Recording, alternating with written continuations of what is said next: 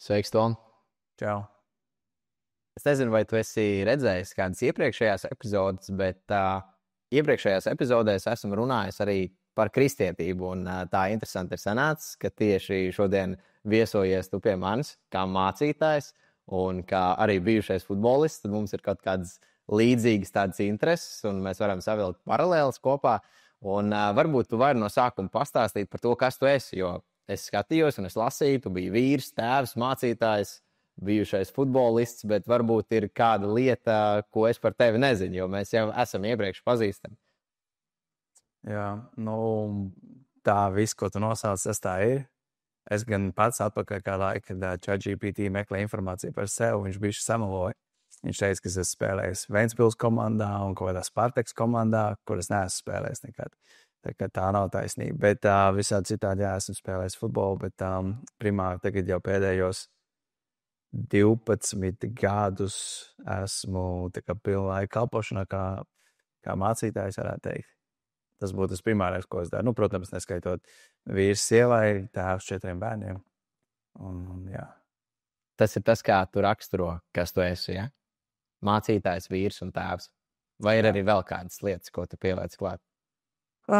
Ikdienā bieži nesanāk, domā par to, kas tu esi un kam tu bieži vien sāk, kad cilvēki tā prasa, kas tu esi, bet tas identitātes jautājums, viņš ir ļoti svarīgs, jo, liekas, tā bīstamība ir sevi identificēt ar to, ko tu dari, kas nevienmēr ir slikti, bet tas var būt arī slikti, tas, man liekas, man kā kristietim vissvarīgākais ir ikdienā sevi redzēt kā Dieva bērnu.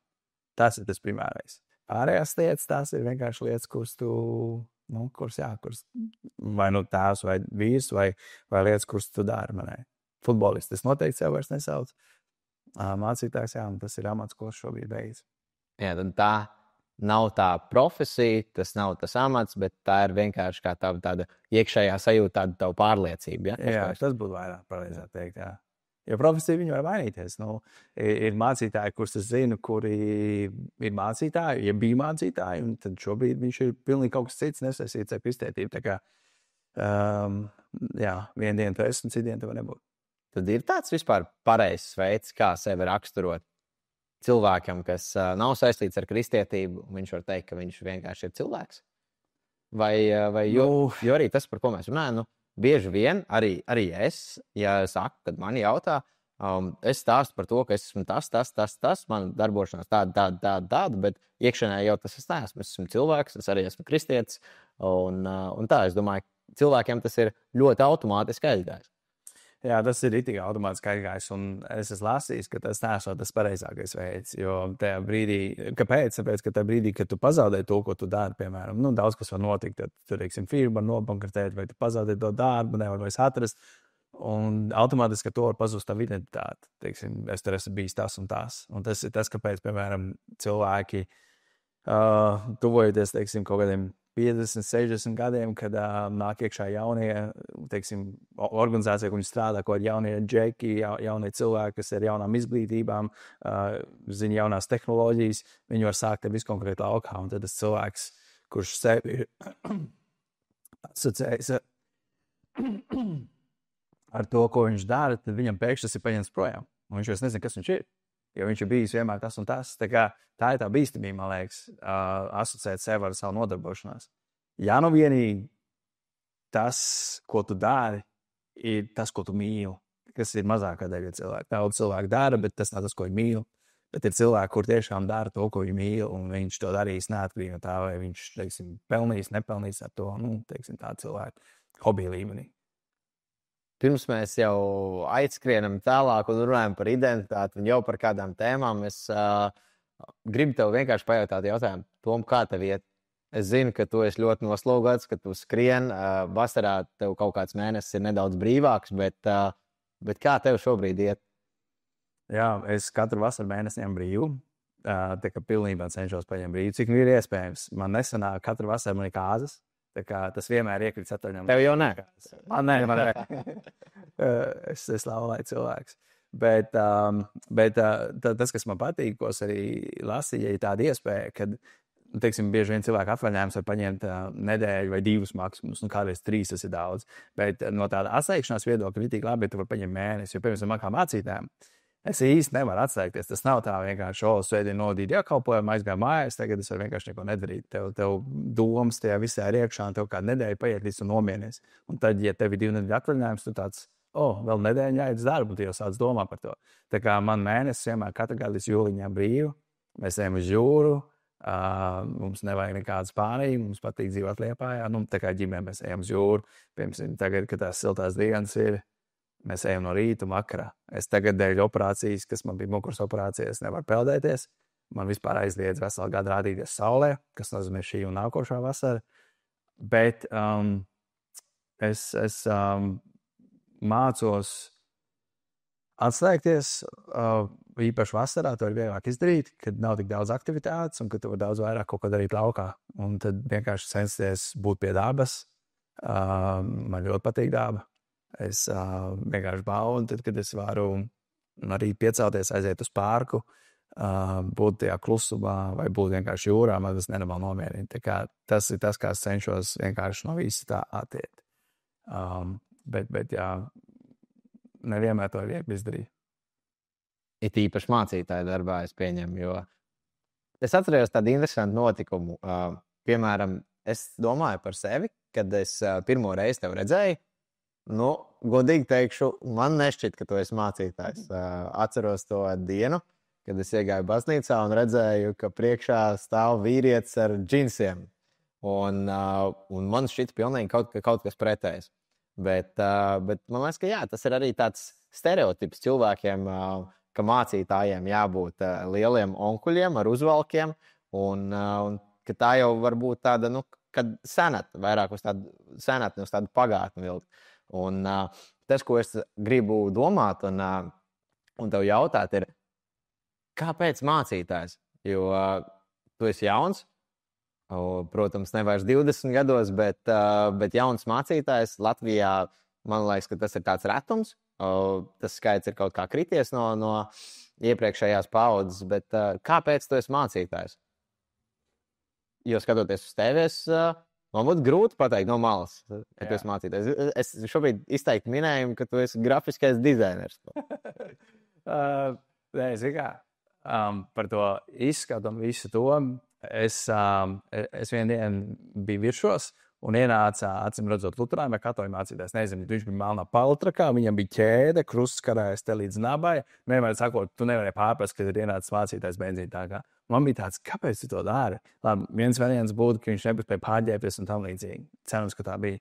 Bet Bībele arī rāda man, ka tajā laikā tie farizēji, viņiem patīk ģērbties tajos garijos svētkos, lai cilvēki viņus redzētu un godātu. Un, jā, reku mācītājs ienāca, kad viņš ir svētāks vai kaut kā tam līdzīgi. Un es esmu runājis ar kādiem mācītājiem, un es esmu prasījis, kāpēc jūs tā darat, kāpēc jūs velkat uz kolāru krēklus un to, un tikai tādu nepieejamāk mēģināties uztaisīties priekš cilvēkiem. Un viens mācītājs man teica, es to daru, tāpēc, lai viņiem būtu tāda pietāta, lai tāda cieņa būtu pret mani. Savukārt tas, kā es to redzu, ir tā, ka tas drīzāk atbaida cilvēks, un viņi uzreiz nejūtās brīvi. Piemēram, iedošu piemēru, šo sēdienu bija atnākuši 2 cilvēki pirmoreiz baznīcā. Viņi nekad dzīvē nav bijuši, viņiem nav nekāds sakars. Viņi pat izskatījās, ka viņiem nav nekāds sakars ar baznīcu. Un viņi bija laukā, un šādi svētdien nebija jāsūda, un es biju parastās drēvēs. Un mēs tur runājāmies, viņš tā, kas tu tās? Es tā, nē, es vienkārši Toms un tam līdzīgi. Es neko neteicu, ka es esmu mācītājs tam līdzīgi. Viņš arī neuzminēja. Viņš arī nedomāja, ka es esmu. Un man tas patīk, tāpēc, ka tad viņš jau man runās savādāk. Un tas ir tas, kas man palīdzēs izveidot nenormālas attiecības ar daudziem cilvēkiem. Jo viņi saka, bāc, tu esi normāls cilvēks. Un man vienmēr tāds, jā, es esmu normāls cilvēks. Vienreiz bija viena sieviete atnāks pie manis, es nevarēju paspēt ar viņu satikties. Kaut kas bija, es teicu, zini kā, atnāc pie manis, un pusdienas būs kaut kāda skriešana bija. Ja es varēšu skatīties, kā tu ēd. Es saku, jā, tu varēsi skatīties, kā tu ēd. Es saku, es esmu tāds vats cilvēks. Es ēdu tāpat kā visi citi. Tā kā cilvēkiem ir kaut kāda pietāta, ka tas ir mācītājs bišķi savādāk. Bet kāpēc es kļuvu par mācītāju, redzīju, man daudz cilvēku to ir prasījuši. Vēl dažas nedēļas atpakaļ bija atbraukuši ārzemnieki no latvieši no ārzemēm, un viņi prasīja, kā vispār par mācītāju var kļūt. Tas tik interesanti. Un es vienkārši ātri izstāstīju. Es saku, manā gadījumā tas nebija tā, ka es izdomāju, hei, es gribētu iet pa mācītāju. Tad es atradu mācītāju skolu, izmācījos pa mācītāju skolā, tad man aizsūtīs kādu draudzīti, un tad es sāku vadīt. Mans bija pavisam savādāk. Es strādāju Čempionu sporta veikalā. Īrijā patika tas, ko es daru. Riktīgs atvēra Dievu, regulāri gāju uz draudzi, sāku pieaugt, un automātiski tas, kas bija, es vienkārši visiem darbā sāku stāstīt par Dievu. Tā bija, protams, īrija, tur dažādas tautas bija, meklēja traktātus viņu tautās, tur slovākiem, poļiem, poļu, lietuviešu valodās, katra mēģināja iedot tādās. Es jūtu, ka man citīgi aizdedzina sirdi, un es vienkārši jūtu, ka es gribu vairāk kalpot Dievam, bet es vienmēr jūtu tādu valodas barjeru īrijā. Es nekad nejūtos atvērts runāt vai stāstīt kādam, teiksim, vietējiem. Tad es vienkārši sirdī sajūtu, ka man jābrauc atpakaļ uz Latviju, jāstāsta cilvēkiem par Dievu. Es vienkārši tā jūtu, un tad neiešu tur detaļās, bet vienkārši tā arī bija. Mēs nopirkām iemirdzēm biļeti uz Latviju ar CEO, tajā laikā viņi bija stāvoklī, pirmā bērnu. Mēs atbraucām uz Latviju un sākām kalpot, vienkārši sāku veidot jauniešu vakars. Tā laikā man bija kaut kādi 25 gadi, man liekas, jā, un 24, un tā mēs sākām. Un arī sākumā nebija doma, ka es būšu mācīties vai kaut kas tāds. Man vienkārši bija doma, ka es gribu braukt uz Latviju un stāstīt cilvēkiem par Jēzu. No sākuma sen nebija mācītājs, es biju vienkārši jauniešu vadītājs. Kurš vadīja jauniešus, tad tam sāk vadīt bībeles studijas, tad mācītājs prasīja kādreiz norunāt svētdienā svētrunu, un tad biežāk, līdz es sāku justies ērtī, sāku veidoties vīziju, kā vajadzētu tam notikt, kā varētu darīt, lai vairāk varētu cilvēku sasniegt ar vēstu par Jēzu. Tad 8 gadus atpakaļ dibinājām paši savu draudzi no jauna, no nulles. Liepājas centra draudz, un tad, tie pēdējie gadi. Un tagad, patinot dažus gadus vēlāk, es zinu un esmu redzējis kādu informāciju, ka Liepājas Baptistu centra draudz ir viena no visātrāk augošajām draudzēm Latvijā, tieši Baptistu kontekstā. Un mani fascinē tā viena doma, ka tas stāsts ir sācies tik vienkārši, ka tas stāsts ir sācies sporta veikalā, stāstot cilvēkiem par Dievu. Un ka tas var novest pie tāda lielāka mērķa, līdz ar ko es domāju, ka vienmēr cilvēki kaut kā sevi noliek, nospiež un nevar ieraudzīt tādu lielāku vīziju pat tajā mazajā momentā. Tad, kā to varētu nodefinēt? Vai tā ir tāda ticība, paļaušanās uz neredzamo un pārliecība? Es teiktu, ka tā ir ticība. Viennozīmīgi tas saistīts ar ticību, tāpēc, ka tad, kad mēs pirkām iemirdzēm biļeti, mēs nezinām, kur mēs dzīvosim, mēs nezinām, kā mēs nopirksim, teiksim, kā mēs pagrosim savu ģimeni. Es nebraucu ar to, ka man te ir apsolīts darbs vai kaut kas tam līdzīgs. Tas viss sākās ar vienkārši tādu ticību, ka es vienkārši gribu būt Dievu lietots, un es Dievs uzticos, ka tu gādās par mani. Man bija tā epizode, kad es gāju pie darba devēja, es gāju pie savu bosa. Tur bija visi trīs tie bosi stāvēja, un es viņiem visiem par Dievu biju stāstījis, un vēl braucu projām. Man riktīgi ilgi viņiem runāja par Dievu. Viņi man teica, hei, bet, kādas ir tu brauc, un nezinu, kas tev būs, tas nav gudri tā darīt. Un tad viņi man teica, Tom, zini kā, ja gadījumā tev nobruks Latvijā, un tev tur nebūs darbs, un nebūs ko ēst, tam līdzīgi, Tom, mēs tev gaidām apakaļ. Es biju viens no labākajiem strādniekiem, viņi saka, mēs tiešām tev reāli gribam apakaļ. Tiešām, ja tev galīgi viss ir slikti, brauc apakaļ, mēs tev darbā paņemsim uz sitienu. Es to uzzināju vairākus gadus vēlāk, bet tieši gadu vēlāk, kad es aizbraucu projām, tā kompānija tika pārpirkta no Anglijas firmas, un viss veikals, un vispār tāds veikals vairs nebija īrijā, viņš tika pārvests uz Angliju. Kas nozīmē, es joprojām esmu Latvijā, Dievs par mani gādājis un rūpējies, bet tā firma, kas gribēja par mani parūpēties, gadu vēlāk viņam nebija. Kas parādīja to, ka manā gadījumā tas bija tāds uzticības solis, un man bija viena tāda rakstieta, kas man bija centrālā, uz kuras paļāvās. Tā bija no Mateja evaņģēlijas 6. nodaļas 3.3. panta. Es to vienkārši zinu no galvas. Cenies vispirms pēc Dieva valstības un viņa taisnības, tad pārējās lietas jau taps pienestas. Un kontekstā runa iet par to, ko tu ēdīsi, ko tu ģērbsi un ko tu dzīvos. Es sapratu tā, ja es likšu Dievu pirmajā vietā, tad man nav jāuztraucās par to, kā es samaksās rēķinus. Dievs gādās. Un es varu apliecināt, ka jau tā dzīvoju 12 gadus, ir bijis ļoti grūti. Ir bijis tā, ka ticība tiek pārbaudīta līdz pilnīgi pēdējiem, bet nekad nav bijis tā, ka nebūtu ko ēst, vai ka es būtu parādā, rēķins nevarētu samaksāt. Dievs vienmēr ir gādājis apbrīnojamos veidos, un patiesībā es iespējams to nedarīšu, bet man ir kladīgi, kur es esmu pierakstījis par to, kā Dievs par mani gādājis. Un es esmu vairākiem cilvēkiem teicis, es varētu sarakstīt maza formāta grāmatu par to, kā Dievs ir gādājis. Tik daudz Dievs ir darījis šo 12 gadu laikā. Mēs pirms tam pārunājām par mācītājiem. Mēs pārunājām par to, ka mācītāji bieži vien uzvelk savus paltrakus un viņi ir tādi nepieejami.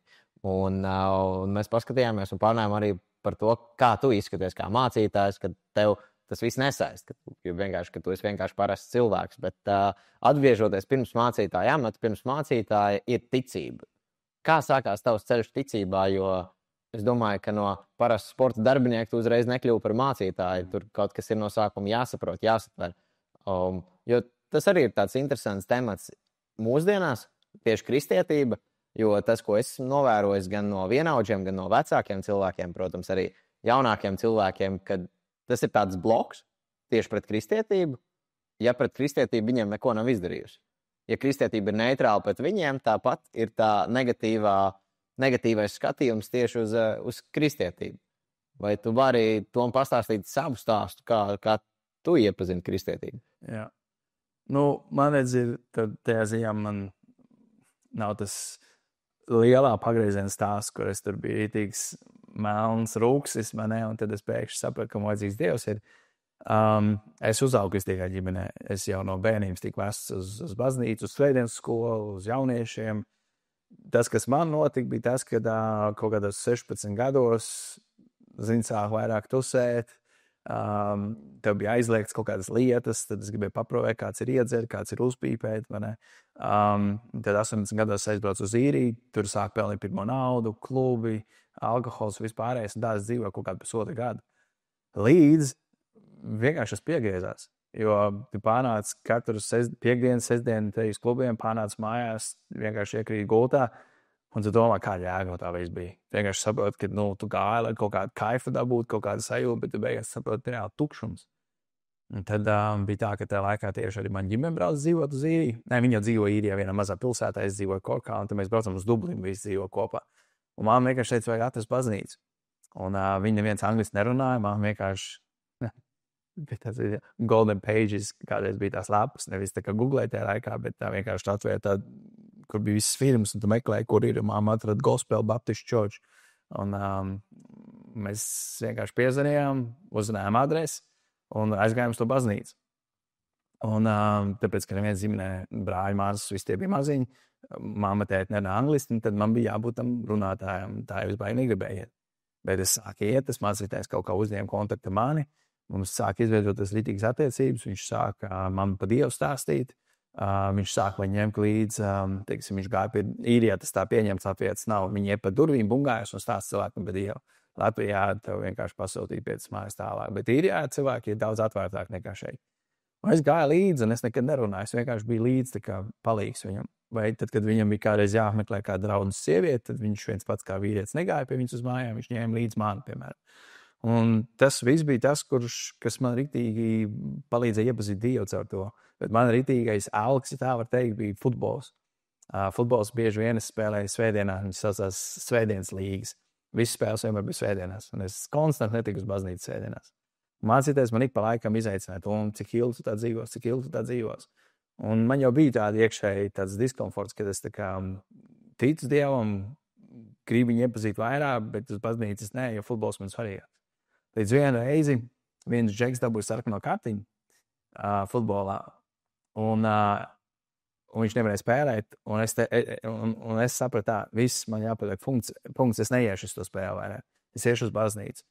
Un tas džeks prasa, vai viņš var spēlēt zem Toma Bērmaka vārdu manā vietā. Es saku, labi, viņš spēlē. Un viņš tajā spēlē salauz kāju divās vietās, viņam vienkārši iešrūts kājās un kājās. Tieši tas puisis, ja, tas džeks. Bet teorētiski uz papīriem traumēts ir Toms Bērmaks. Jā. Un es sapratu tā, ka, ja es būtu aizgājis tajā dienā uz spēli, iespējams, tā būtu bijis man kāja. Tas bija savā veidā, ka Dievs man parādīja, un es pats sapratu to, ka, zini, laikam pietiek sporta likt augstāk par Dievu.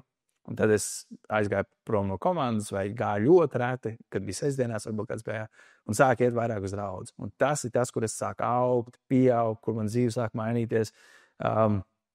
Un viss, kas man kļūst svarīgs, ir tikai Dievs. Stāstīju visiem par Dievu, visur, kur vien gāju, un tas bija pats svarīgākais. Tas ir tas, kā es to satvēru. Bet man tas gāja ar to, kad es piedzīvoju alkohols, visi tie tusiņi, tas nedod piepildījumu. Futbols, tas arī nedod to piepildījumu. Dievs ir tas, kurš man kopš dienas, kad es satvēru Dievu, ir devis man to patieso piepildījumu, un es neko citu par to nemainīju vairāk. Tādā ziņā. Kā tev šķiet, kāpēc cilvēkiem ir tā lielā pretreakcija pret Dievu? Jo tas ir jautājums arī, ko es ikdienā nesaprotu. Es saprotu, ka baznīca nevienam neuzbrūk, baznīca neapzog nevienu, un tādā garā, bet cilvēkiem ir pretreakcija. Iespējams, tas ir saistīts ar senčiem. Un es pieņemu, ka Bībelē arī tas ir rakstīts, un ka Bībele jau saka, vai Jēzus saka to piemēru par sevi, ka ja viņu ir ienīdus, tad maniem mācekļiem būs tāpat. Bet tāpat līdz 100% skaidrīgumam es neesmu ticis tieši tajā jomā, kāpēc cilvēkiem ir tik ļoti liela pretreakcija pret Dievu, ja kristietība un Dievs viņiem neko nav nodarījis. Es teiktu, ka iemesls, kāpēc varbūt tu neesi aptvērs, ir tāpēc, ka to nevar nemaz atvērt. Tāpēc, ka katram cilvēkam, kāpēc viņam ir tā pretreakcija, viņam būs savs iemesls. Es esmu ticies, es varētu teikt, ar simtiem, varbūt vēl dažu gadu, un es varēšu teikt, 1000 cilvēku jau.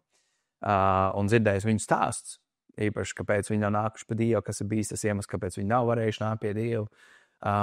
Katram ir bieži vien savs stāsts. Tas, tā kā tu teici, piemēram, Bībelē rakstīts, jūsu dēļ mans vārds tiek zaimots.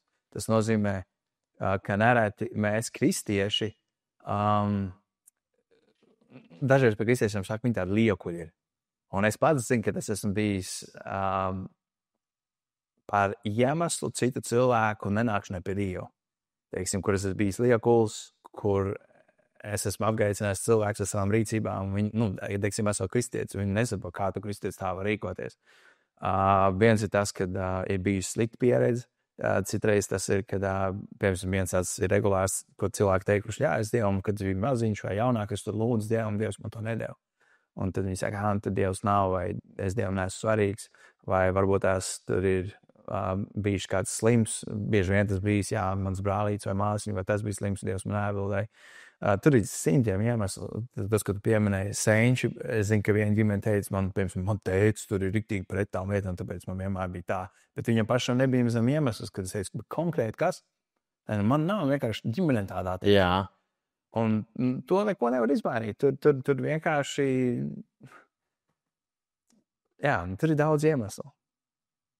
Ļoti daudz. Bet grūti pateikt, kāpēc tā būtu. Tur katram cilvēkam ir savs. Un man ļoti patika filma, liekas, viņa saucās God is not dead, kur tas viens žeks rītīgi ienīja Dievu. Rītīgi ienīja Dievu. Un tad tā frāze bija, ka viņam saka, hei, bet kā tu vari, viņš saka, es ienīstu Dievu, bet viņš netic Dievu. Viņš saka, bet kā tu vari ienīst to, ka tu netic, ka viņš ir. Un viņš saprata, ka viņš ir ievests stūrī, viņš vidīgs, man liekas, salūst tā filmā, viņš saka, zini.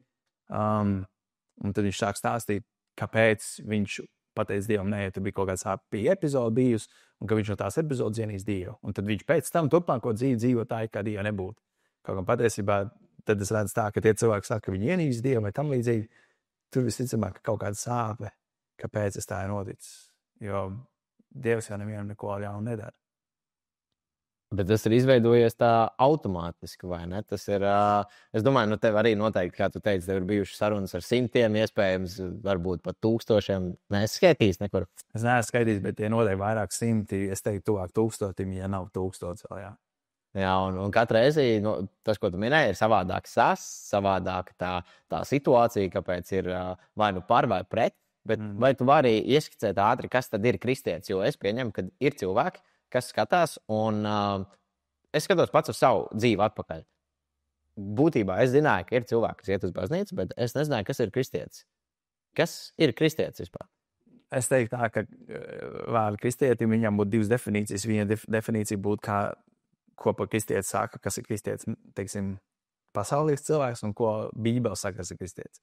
Bija, labi, teiksim, no šīs puses, neticīgi cilvēki, viņi varbūt nesauc sev par neticīgiem cilvēkiem, bet, teiksim, cilvēki, kas praktizē kristietību, teiksim, Ziemassvētkos un Lieldienās, 1-2 gadā, kas aiziet, viņi iespējams papīros, viņi pieder pie kādas konkrētas baznīcas, iespējams, ka viņš sev sauc par kristieti, jo viņš iespējams ir kristīts, teiksim, 1 gadu vecumā, vai varbūt tās iesvētīts, jo vajadzēja apprecēties, piemēram, kāds pārsvarā notiek Latvijā. Jo Latvijā būtībā 1/3 daļa ir luterāņi, tad bija šī mazāks procents ir katoļi, un tad vēl kaut kādi 300,000 bija pareizticīgi, un te pārējās tie tur vispār maz cipariņi. Līdz ar to krietni lielākā daļa luterāņu katoļi, tie vairāk kā pus Latviju. Līdz ar to tā grupa cilvēki, ja viņš pieder pie šīs, teiksim, konfesijas, viņš varbūt tās nepraktizē neko no kristietības, bet viņš pieder, un viņš sev skaipa par kristieti, jo viņš ir nokristījies. Tas būtu tas, kā pasaule teikt. Tātad es esmu iesvētīts, es esmu ruļļos, tad es esmu kristietis. Bet bibliskā definīcija nav pēc tā, teiksim, vai tu piederi, vai tu nepiederi, bet bibliskā definīcija kristietim ir tas, angliski īstenībā tas ir ļoti labi skan. Ja tu zini, ka angliski raksts kristietis ir Kristian, tā pirmā daļa ir Kristus, un tad ir nākošie 2 burtiņi ir in, Kristu iekšā.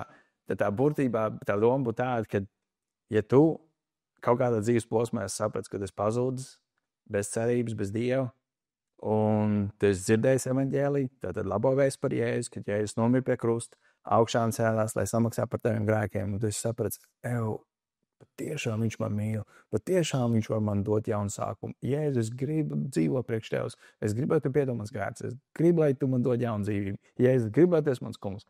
Un tagad cilvēks to dara, un tad viņš kristās. Jo kristētībā ir tā doma tāda, tajā brīdī, kad cilvēks tiek kristīts, teiksim, bibliski, viņš tiek pagranēts. Viņš pasaulē ar to parāda tā, es nomirstu vecai dzīvei, un es ceļos jaunai dzīvei. Es tagad gribu dzīvot kopā ar Jēzus Kristu iznākot no ūdens. Tad kristietis no bibliskā aspekta ir tas, kurš tic, ka Jēzus Kristus ir tas, kurš ir piedevis viņa grēkus un ievadīs viņu mūžīgajās debesīs. Tad, kad es runāju ar kristiešiem, kad es runāju ar neticīgiem cilvēkiem, kas sauc par kristiešiem, viņi tam netic. Tā ir vienkārši tradīcija. Tā ir vienkārši tradīcija. Bet Klau, ja es tev jautāju, kāpēc man jātic? Ja man viss dzīvē ir labi, ja es tur braukāju ar foršu mašīnu, esmu foršā darbā, braucu ar jahtu, kāpēc man vēl ir jātērē kaut kāda sava enerģija un jātic Dievam? Priekš kā man to vajag? Ko tu kā mācītājs atbild tādās situācijās? Jo es domāju, nav bijušas tādas mazas situācijas, kad tev šādi jautājumi uzdod. Zini, kā ir? Es vienmēr to teicu, man arī šo sēdē bija saruna ar vienu Džeku, kurš dalījās par to, ka viņa brālis iet cauri ļoti grūtai situācijai veselības ziņā, un tas ir satricinājis visu ģimeni, un viņi ritīgi tuvojās Dievam. Un es viņam teicu, zini, kā ir, un tas ir tik interesanti. Es teicu, nekad nav bijis tā, ka cilvēks atnāk pie manis un teikt, man ir tik labi dzīvē, vienkārši viss iet, vienkārši rulē, vienkārši es ir reāli, nauda, bijusi, veselība, viss tur reāli rulē. Vajadzētu Dievu nāk meklēt. Nekad nav, man nekad nav bijis tāda saruna. Man vienmēr bijušas sarunas, tad, kad cilvēks atnāk pie manis, rēti, kad viņas beidzās bez asarām. Īpaši cilvēks, kurš meklē Dievu. Tāpēc, kad bieži vien cilvēks atnāk, tāpēc, ka viņš ir salauzts, īpaši, ja cilvēks jau ir padzīvojis, teiksim, jauniešiem bišķi savādāk, tur ir varbūt kaut kādi tusiņi bijuši un tādas lietas, bet bieži vien cilvēks, kuram jau ir kaut kāds attiecības bijuši, teiksim, gados 40 un plus, tur ir kaut kāda mīlestība bijusi jau, tur ir šķiršanās bijusi, varbūt tur jau ir bērni, kas ir dzimuši, un tur ir vesela bagāža apakšā. Cilvēks atnāk, viņš saka, es vienkārši nespēju. Es esmu piekusis, man vienkārši šis grēks nospiež, es tā negribu dzīvot. Tas ir iemesls, kāpēc vispār cilvēks atnāca uz baznīcu. Un tad es bieži vien aicinu cilvēku satikties individuāli sarunu, un tad es viņam prasēju pastāstīt par savu dzīvi. Un tad viņš sāk dalīties. Un bieži vien tur ir daudzas sāpīgas lietas, un dažreiz es esmu dzirdējis tādas situācijas. Man ir grūti noticēt, ka reāli cilvēku kaut ko tādu piedzīvo. Es esmu dzirdējis tādus stāstus, teiksim, es esmu bijis uz cietumu, es gāju uz cietumu, rādījis ieslodzītiem, es esmu dzirdējis noziegumus. Jā, noziegumu smagu.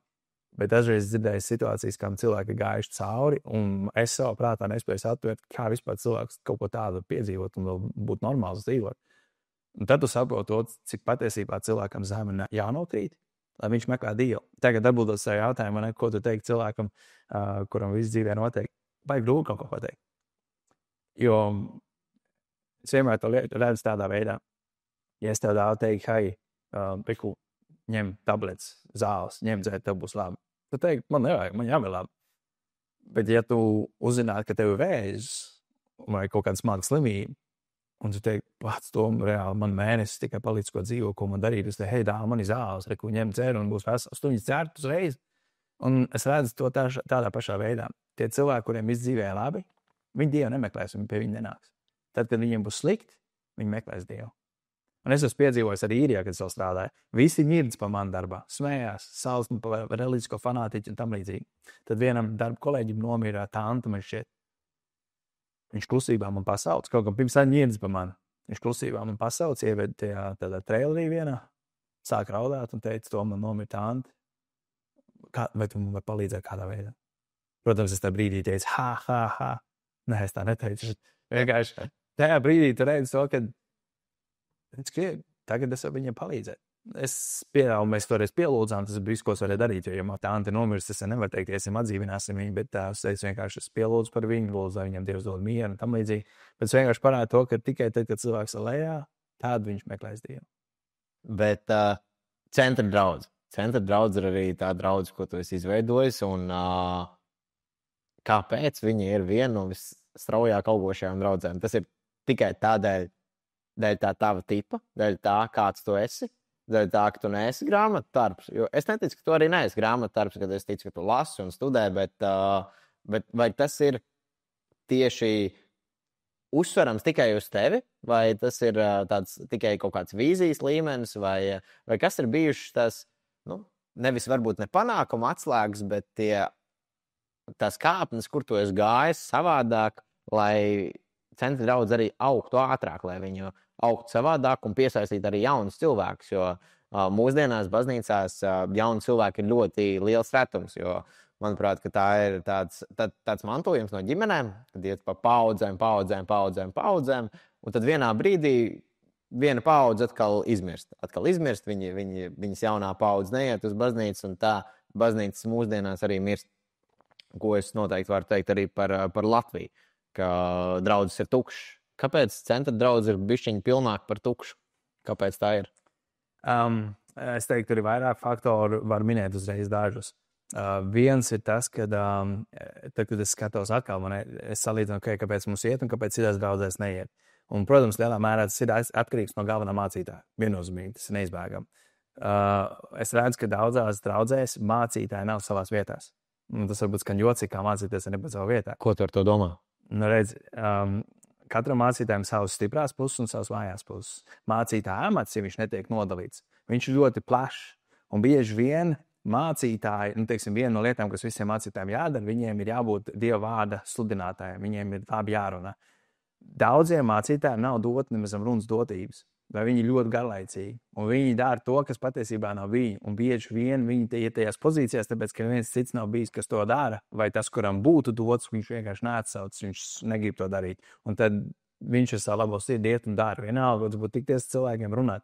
Tas, ko es redzu, ka daudz mācītāji nav savās vietās, un es redzu, ka viņš mocās, un viņš moca draudz, un tādas ir ļoti daudz. Tas, ko es sapratu, ka šīs ir manas stiprās puses, un šīs atkal nav manas stiprās puses. Tāpēc man vajag darboties uz to, kas ir mans, un mēģināt atrast citus, kas atkal ir stipri tur, kur es esmu vājš. Un tādā veidā visi būs ieguvēji. Es nemocīšu tos, kas nav mans, un savukārt es atkal varēšu palīdzēt ar savām stiprajām pusēm. Un plus tas, ko tu minēji. Esot iepriekšējā draudzē 5 gadus, es redzēju kādas lietas. Kā tu teici, tā bija vairāk vecāka gājuma draudze, un es redzēju to, ka ir laiki mainījušies, un ir jāsāk darīt lietas bišķi savādāk. Un tad bija tā, ka sāk veidoties tāds redzējums, es nesaku, ka viņš bija pareizs, bet bija sajūta, ja mēs darītu šitā, tad man šķiet daudz vairāk cilvēku labprāt nāk pie Dieva. Ne tāpēc, ka tā vēsts bija nepareizi tur, bet varbūt veidi, kā tas lietas tika darīts. Un tāpēc veidoju centra draudzi. Es ļoti izstudēju, es veicu arī aptauju vairāk kā 100 vai 200 cilvēkiem. Es jautāju, kāpēc cilvēki neiet baznīcās. Es neprasīju, kāpēc tu neej baznīcās, bet kāpēc cilvēki neej baznīcās. Viņi man sniedz visdažādākās atbildes, bet kopā es varēju ieraudzīt tādu bildi, kas ir tie iemesli, kāpēc. Kas ir tie iemesli? Viens iemesls, ko es atceros ļoti spilgti, bija, ka baznīcās ir augsts, baznīcās nav maija, baznīcās ir garlaicīgi. Baznīcas nav pieejams bērniem, viņas ir ļoti nepretīm nākošas. Un tad, saliekot to visu kopā, mēs paņēmām tādus fokus 3. Mēs gribam aizsniegt bērnus, un tad arī līdz ar to ģimenes un jauniešus. Un tā kā teicu, man tajā laikā paši vēl bijām diezgan jauni, un bija spēks un enerģija, un tad vienkārši centāmies darīt aktivitātes, kas būtu saistošas jauniešiem, runājam tādas interesantas tēmas, visādas tur pa NLO un pa plakanās pastāvas teoriju un pa dinozauriem un tādas vakars taisījām, kas pilnīgi neticīgiem jauniešiem no skolām bija interesanti nākt un klausīties. Saprast, kad nav obligāti jālieto tas vecais modelis, ka var kaut ko. Es domāju, vai tas nav tādā piespiedu kārtā, kad draudzes baznīcas jau piespiež kaut kā turēties pie tā vecā moduļa, kad tu nedrīkst pārkāpt ar jaunu draugu kaut kādas robežas, jo tomēr tas ir pilnīgi savādāk nekā to ir darījuši kāds draugs kādus laikus atpakaļ. Es tev iedošu piemēram, tagad mūsdienās gan visās draudzēs, daudz maz modernās, dzied no, teiksim, vārdu uz ekrāniem, uz televizoriem vai uz projektoriem. Pārdesmit gadus atpakaļ visi dziedāja no grāmatām vai no lapiņām. Un tajā laikā, kad pirmās draudzes sāk ienest baznīcās iekšā projektors, tā antiņa, kas lasīja no grāmatas, viņi uzskatīja, ka pasaule ir ienākusi baznīcā. Kad elle bez mazā ir atvērusies, viņš uzskatīja, ka var no ekrāniem kaut ko lasīt, tev taču no svētās dziesmu grāmatas jādzied. Cilvēki bija lietas pataisījuši par svētām vai nesvētām, bet bija ļoti skaidrs, ka televizors nav labs vai slikts. Tu vari skatīties kaut ko sliktu, un tu vari skatīties kaut ko labu.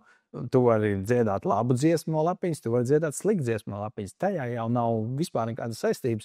Un tas, ko vecie cilvēki bija palaiduši garām, bija tas, ka, un arī šodien, viņi uzskata bieži vien, ka tas veids, kādā mēs lietas darījām, tās dziesmas, kuras mēs dziedām, ka viņi man ir silti, jo 1952. gadā, bet šī dziesma, kad es atgriezos, tā bija tā, kas man sildīja sirdi.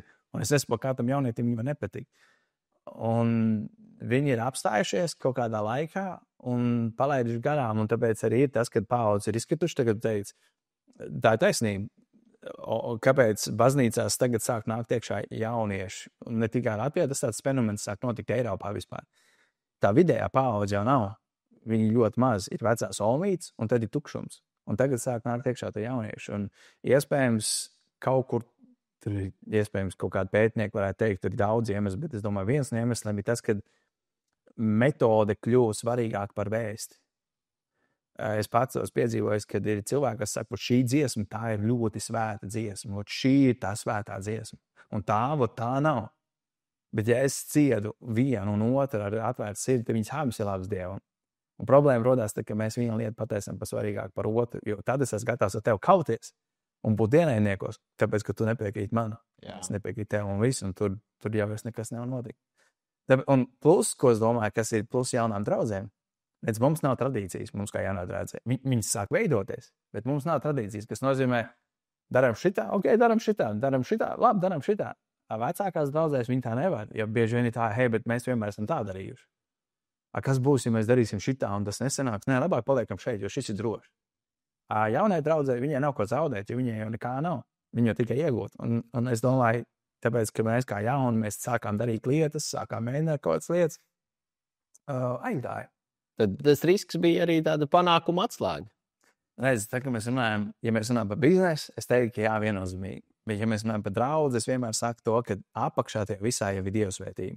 Jo es jau varētu tur atrast viskrūtākos veidus, kā darīt lietas un vadīt jauniešu vakars, bet, ja Dievs nebūtu aiz tā visa, tad nekas nenotiek. Šeit es tev gribu pajautāt, kāpēc Dievs svētī centra draudzi un kāpēc Dievs vairāk uzmanību pievērš centra draudzē un nepievērš uzmanību citām draudzēm? Vai Dievam ir tādas mīļākās lietas vai nē? Es nevarēšu atbildēt uz to jautājumu, jo es neesmu Dievs. Ir tikai viena lieta, par ko es baidos saistībā ar centra draudzi. Tā ir mana pārliecība. Ja mēs skatāmies uz pašu pēdējo Bībeles grāmatu, kur ir atklāsmes grāmata, un tur Jēzus runā uz 7 draudzēm. Un pētnieks saka, ka neviena no tām 7 draudzēm šodien vairs nav. Viņš visi ir beiguši pastāvēt. Un tad tas jautājums, kāpēc? Un tad mēs skatāmies, 1500. gadā uzsākās draudze, un nobankrutēja, ja beidz pastāvēt, tad cita sākās, vai mēs tagad skatāmies, mēs ceļam Ciānas draudzē, kas pastāvēt sāk kaut kā 1900. gada sākumā. Mēs sākām 2017. gadā. Kāpēc visu laiku sākās un beidzās? Es domāju, ka tad, kad draudze ir veca, teiksim, 100 gadu, piemēram, viņi ir ielaidusi iekšā sevī kaut kādus grēkus. Es vienkārši zinu, esmu lasījis daudz stāstu par daudziem. Tur ir bijušas nepiedošanas, tur ir bijušas drausmīgi skandāli, tur ir bijuši grēki, pat briesmīgi grēki. Un ja tie gadiem ilgi krājušies, un viņi ir smērēti zem paklāja, tad Dievs vairs nevar to vietu svētīt, un viņi ir nolēmti iznīcībai. Tas nenozīmē, ka tie cilvēki ir aiziet uz ēlu un pazušanā. Viņi vienkārši nomirst. Dievs vairs nespēja, teiksim, to konkrēto draudzi svētīt. Un tāpēc Dievs ved jaunu draudzi. Un, ko es teicu, kāpēc es baidos par centra draudzi, ir tas, ka es apzinos to, ka, ok, mēs vēl esam jauni, viss ir kārtībā. Bet varbūt tas pēc kādiem 5, 10, varbūt tas būs kaut kāda epizode, kur mēs varbūt kāds grēkus neizsūdzēsim. Varbūt kaut ko sāksim darīt, kas ir slikti, un Dievs varbūt brīdinās, un mēs būsim ap sevi pārņemti, neieklausīsimies, un Dievs varbūt paņems to svētību prom no mums. Līdz ar to es teiktu, ka šobrīd Dievs mūs svēta, tā patiešām ir. Pēc statistikas tas, cik daudz, viennozīmīgi, bet es teiktu, mums jābūt ļoti uzmanīgiem, lai mēs neielaižam kādu grēku, lai Dievs nepaņem savu svētību no mums. Saprotu, bet tas, kur es bišķiņ iepauzēju, ir, tad 2 vai vairākas reizes minēja vārdu elle. Kas ir elle, Tom? Kas tas tāds ir? Elle ir vārds, par ko mūsdienās daudz negrib runāt. Un man ir pārmestuši arī cilvēki un pat citu mācītāji, kad es bišķiņ tu pārāk daudz par to elle runā. Redz, ja mēs skatāmies uz Bībeli, tad Jēzus par elli runāja daudz vairāk nekā viņš runāja par debesīm. Par debesīm viņš runāja vispār dažas reizes. Par elli viņš ļoti daudz runāja. Līdz ar to elli ir tā vieta, kur nonāks viens cilvēks, kurš nepazīst Dievu, un Bībeli to sauc par reālu vietu, kur cilvēki degs, cietīs mokus, un viņi būs šķirt no Dieva mūžīgi. Un cilvēki to negrib dzirdēt, tāpēc, ka es negribu būt ēlē. Kāpēc tu runā par elli? Es gribu būt debesīs. Un tāpēc cilvēki bieži vien tas vārds ir tāds, nerunā par elli. Un tā kā mācītājs, piemēram, sēdē runā par elli, tad uzreiz cilvēkiem ir tāds pretreakcija. Tādēļ, ka viņi negrib domāt par to? Vai kādēļ? Es personīgi domāju, ka dziļi sirdī, es tā jūtu, dziļi sirdī katrs viens jau zina, ka viņš nedzīvo pareizi. Viņš varbūt var noliekt, mums viss ir labi, bet dziļi sirdī viņš zina, ka viņš tāda lietas, kā nevajadzētu darīt. Grēks ir mīļāks, un nav tā vēlme mainīties, tāpēc, ka, mainīt kaut ko, tas nozīmē iespējams atteikties no kādiem grēkiem, kur man ir ļoti mīļi, un es to negribu darīt. Un tāpēc cilvēki vienkārši mēģina, zinām, tas ir tikai Štrausam. Viņš vienkārši iebāz galvas miltīs, un viņš domā, ka tas viņam kaut ko atrisinās. Tas jau neko neatrisina. Un tā es redzu, ka cilvēki, un bieži viens citi cilvēki man to teikuši. Zini, tagad būšu vecāks. Ir tā teikuši? Jā, burtiski, tagad būšu vecāks, tagad bišķi pa jaunu. Un tad bieži vien es saku, bet redz, mirst jau jauni cilvēki. Zemestrīces, plūdi, slimības, neviens nav pasargāts, avārijas, man ne? Jaunieši iet bojā arī. Tev nav jāsagaida 80 gadu. Un, protams, man arī nav patīkami par elli runāt, tāpēc, ka tu zini, ka tu runā to, kas cilvēkiem nepatīk runāt. Es daudz labprātāk teiktu, hei, Dievs jūs visus mīl, dzīvo kā tu gribi, tāpat beigās nonāks debesīs. Jā, tas būtu ļoti patīkami kaut ko tādu runāt.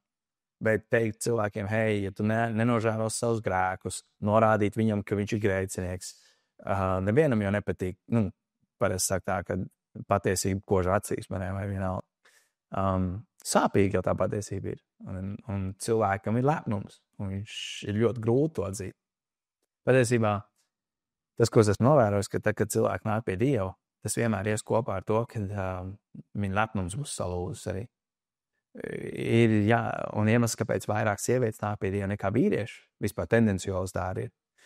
Es domāju, ka vīriešiem ir lielāks lepnums, jo nāk pie Dieva nozīmē atzīt savu vājumu. Vīrietim ļoti grūti atzīt savu vājumu. Piekrītu. Nedaudz vēl pārtraukšu. Esmu lasījis arī grāmatu, kāpēc vīrieši neiet baznīcā. Un baznīcās tiešām ir daudz mazāk vīriešu. Kāpēc? Dēļ lepnuma tikai šī, vai dēļ tā draudzes modeļa, iekšējā baznīcas modeļa, kas bāziešā? Es domāju, tur nav viens iemesls. Es domāju, viennozīmīgi, pirmkārt, sievietes ir vairāk nekā vīrieši pasaulē. Tas arī ir, statistika. Bet viennozīmīgi, ka draudzes ir uztaisīts vairāk, teiksim, sievietēm patīkamākam stilam, teiksim, kad bieži vien tas, ko daudz saka, ir tieši tā dziedāšana, piemēram. Vīrieši nav baigi dziedātāji, vīrieši ir vairāk darītāji, vīrietim patīk kaut ko darīt. Baznīcā bieži vien ir jāsēž. Tāpēc es teiktu tā, ka daudz svētīgākas sarunas ar vīriešiem ir bijušas tad, kad tu esi kaut kur pie dabas, kaut ko dari kopā, un tad tu sāc runāt. Es arī lasīju nesen grāmatu, kur bija, kad, ja tu pateiksi vīrietim, hei, ejam, pasēdēsim pie ugunskura, pacepsim marshmallow un parunāsim par mūsu sirds lietām, par dziļumiem, atklāsimies viens otram, ko mēs cīnāmies.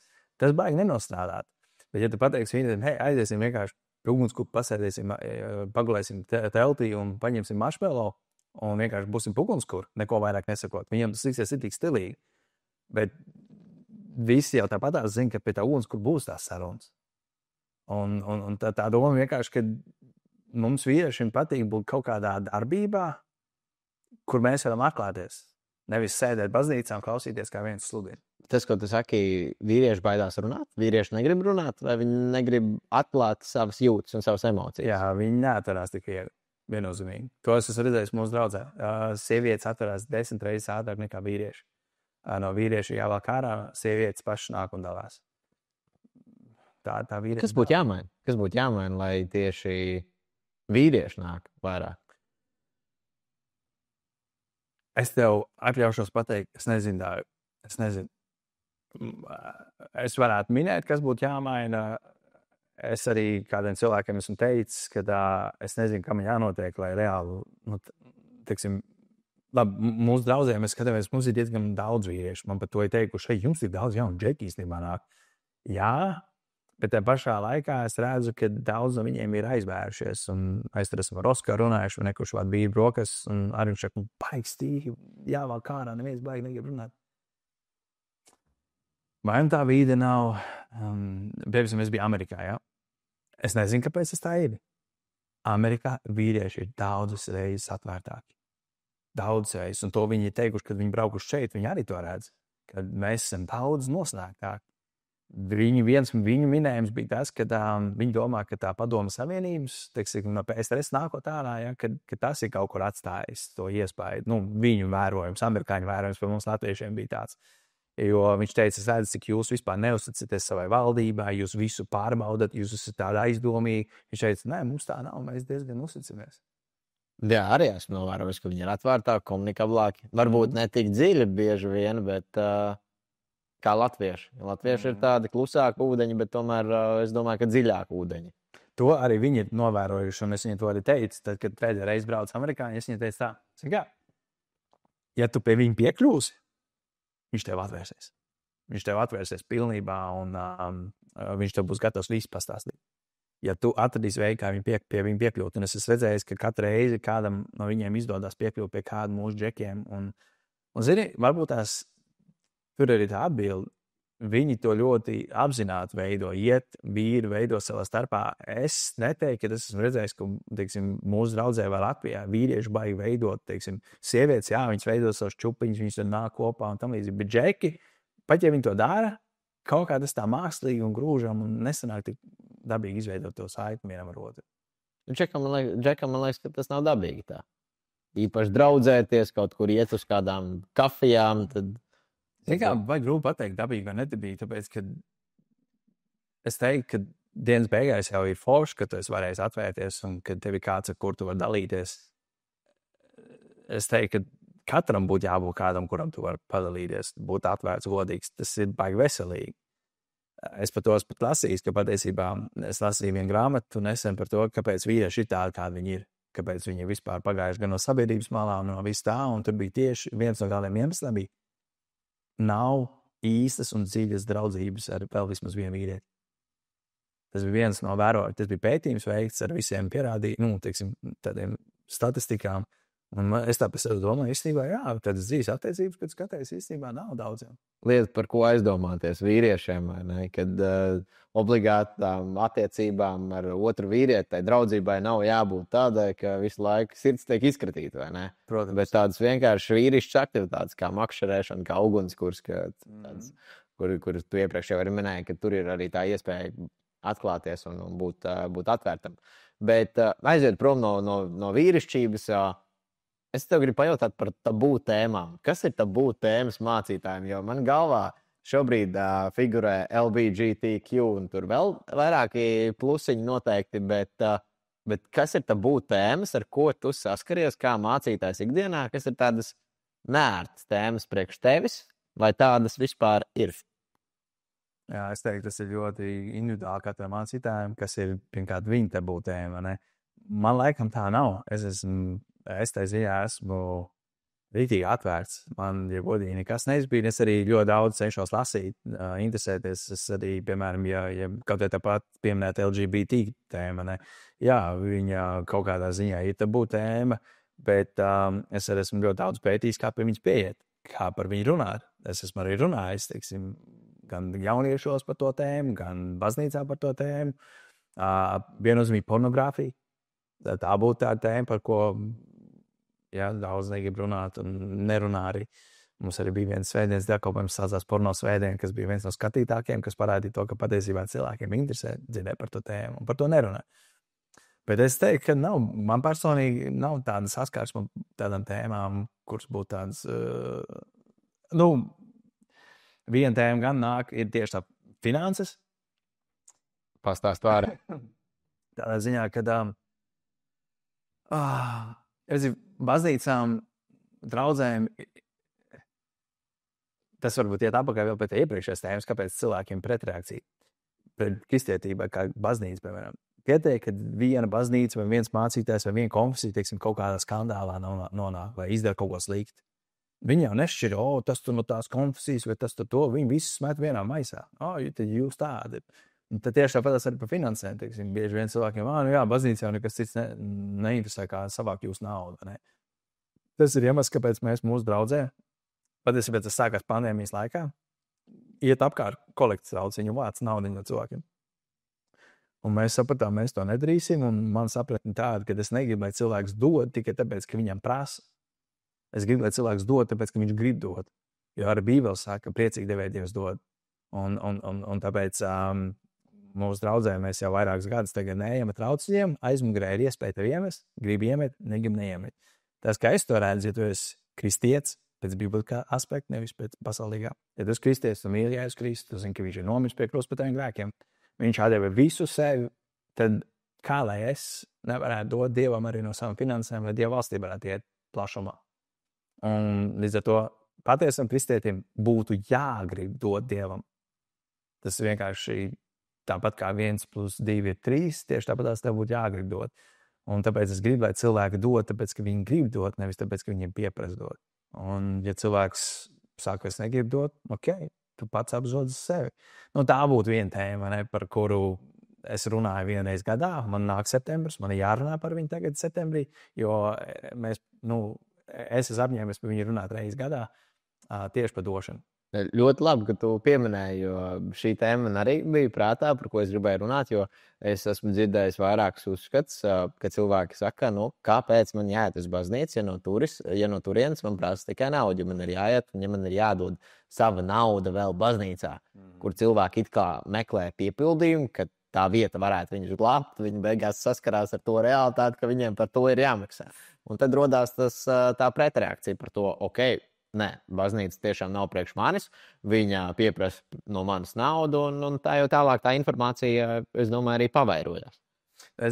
Un šis atkal iet apakaļ pie ticības jautājuma. Pirmkārt, mana kā mācītāja ticība, es ticu, ka Dievs gādā un rūpēs, un Dievs ir pāri visam tam. Kāpēc baznīcas bieži vien nonāk tādā ubagā pozīcijā, ka viņiem īpaši pandēmijas laikā, kad cilvēki lika dievkalpojumus, tur ir dievkalpojums un uzreiz bankas konts, atbalstiet mūs. Un tā sajūta cilvēkam, skatoties, reāli cilvēks piedāvāja produktu un uzreiz prasa naudu, vai ne? Tas ļoti nesmuki izskatās. Un te ir tas jautājums, vai es ticu, ka Dievs ir tas, kurš ceļ savu draudzi, un Dievs ir tas, kurš par viņu gādā un rūpējas. Līdz ar to man kā mācītājiem, es nejūtos tā kā atbildīgs, ka man bez mazā būtu jādabūna nauda pietiekoši, lai samaksātu visus rēķinus, visas kalpošanas, lai visam pietikt. Ja? Tā nav man lieta. Tā ir Dieva lieta. Dievs teica, jūs darat, kalpojiet man, un es par pārējo parūpēšos. Un es to pašu attiecinu uz draudzi. Ja mēs mācīsim Dievu vārdu, darīsim visu, ko mēs saprotam, pēc tīras sirdsapziņas, tas ir pareizi. Finanses ir otršķirīgas. Un es teiktu, ka mūsu draudzes finanses konkrētajā gadījumā ir ļoti labā stāvoklī. Cilvēki labprāt to dara un ziedo. Mēs varam konstanti augt un atbalstīt, veidot pat draugus. Pagājušā gadā jau kaut kāds 12,000 mēs varējām iedot Kuldīgas draudzē vai Kuldīgā uzsākt, tāpēc, ka cilvēki bija devuši. Un tas viss ir tāpēc, mūsu gadījumā cilvēki dod labprāt. Un es redzu, ka tad, kad cilvēks dod no sirds, tad viņam Dievs var viņu svētīt, jo viņš to dara priecīgi sirdi. Ja cilvēks to darīja, tāpēc, ka viņam paprasīja, viņš iedeva un domā pie sevis, būtu labāk sev nopirkt kaut ko, bet labi, jo Dievam arī jāiedod. Tikpat labi tu vari nedot. Ja tev ir tāda sirds, tad tu vari nedot, tas nebūs tā vērts. Tas nenozīmē, ka, okay, tad, ko man darīt, var lūgt, lai Dievs maina tavu sirdi. Bet te ir tas, kad baznīcas ir izveidojuši to uzskatu, ka viņām interesē tikai tava nauda, un tas tā tiešām ir, jo cits daudz tā arī uzvedās, ka viņām, piemēram, biedra maksa, ja? Tu varbūt cilvēks neiedz baznīcas, bet tev jāsamaksā biedra maksa, kāda nodoklis, piemēram. Pilnīgs muļķības. Tas viss ir tas, kas sačakarē cilvēkiem domāšanu par to, ko nozīmē ziedot. Jo viņš ir brīvprātīgs ziedojums. Tas ir absolūti brīvprātīgs. Protams, ir citas baznīcas, kuras ir, es nedomāju, ka Latvijā tāda ir, ka pat pieprasa no cilvēkiem, teiksim, cik tu mēnesi pelni, un tad viņi skatās, vai tu iedevi 10% no savas algas. Tas ir absurds. Es uzskatu, katram ir jādod tik, cik viņš savā sirdī ir apņēmies ar priecīgu sirdi. Un jālūdz Dievam, lai ar laiku tu spētu dot vairāk un vairāk. Un es to, ko es daru, es mēģinu vadīt ar piemēru. Es pats mēģinu ik pa laikam celt savu ziedošanas apjomu, lai izaicinātu savu ticību, lai parādītu to, ka es uzticos Dievam ar savām finansēm. Jo viegli ir teikt, es uzticos Dievam, reāli, bet faktiski tu neusticies. Tāpēc, manā gadījumā. Ļoti labi, man liekas, izskaidroja un salauz to, varbūt nesalauz to stereotipu par to, ka baznīcas pieprasa tieši naudu no cilvēkiem, kas iet uz baznīcām. Bet ir daudz par ko runāt, es varētu tev jautāt daudz jautājumus, man galvā vēl ir daudz tēmas, un mēs varētu pārunāt vēl jautājumus. Un tādus topikus, kas ir aktuāli un akūti tieši mūsdienās, bet šodien tu esi atnācis uz podkāstu, kuru nosaukums ir Atrāviens.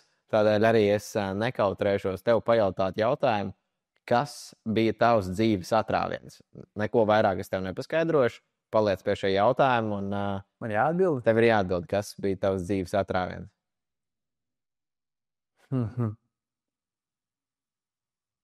Tas ir labs jautājums. Es teiktu, ka ir bijuši vairāk tādi dzīvē. Bet es teiktu, ka lielākais manas dzīves atrāviens bija tas pats pirmais lielākais ticības solis, kad mēs nopirkām vienvirziena biļeti uz Latviju. Jo kopš tā, es teiktu, man dzīve pagriezās pilnīgi citā virzienā. Tas bija tas pirmais lielais ticības solis manā dzīvē, kur es spēru. Nekad pirms tam neesot piedzīvojis, ka Dievs tiešām var parūpēties.